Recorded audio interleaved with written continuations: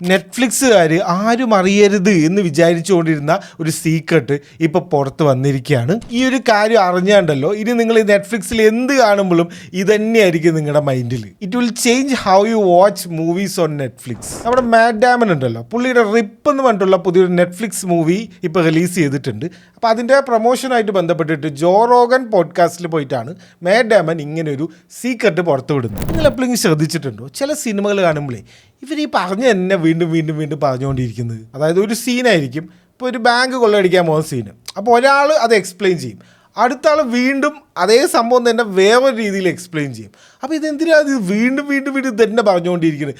Bank കൊള്ളയടിക്കാൻ പോണു, bank കൊള്ളയടിക്കാൻ പോണു, bank കൊള്ള മനസ്സിലായി അടുത്തേക്ക് അടക്ക് എന്ന് പറയുന്ന ആ ഒരു സന്ദർഭം നിങ്ങൾക്ക് എപ്പോഴെങ്കിലും ഉണ്ടായിട്ടുണ്ടോ? എന്നാൽ അതിൻ്റെ കാരണക്കാരൻ നെറ്റ്ഫ്ലിക്സുകാരാണ്. അതായത് പറയുന്നത് നെറ്റ്ഫ്ലിക്സുകാർ ഈ സിനിമ ഡീല് സൈൻ ചെയ്യുമ്പോൾ തന്നെ ഒരു ക്ലോസ് വെക്കും. അതായത് എപ്പോഴും എക്സ്പോസിഷൻസ് ഇങ്ങനെ കൂടിക്കൊണ്ടേ ഇരിക്കണം, ഇടയ്ക്കിടയ്ക്ക് പറഞ്ഞുകൊണ്ടേ ഇരിക്കണം എന്നുള്ളൊരു ക്ലോസ്. ഒരേ കാര്യം വീണ്ടും വീണ്ടും എന്തിനാ പറയുന്നത് ചോദിച്ചു കഴിഞ്ഞാൽ അവർ പറയുന്നത് നമ്മൾ മിക്കവരും ഈ മൊബൈലിൽ റീൽസൊക്കെ കണ്ടുകൊണ്ടാണ് ഈ നെറ്റ്ഫ്ലിക്സിൻ്റെ സിനിമകളൊക്കെ കാണുന്നത്.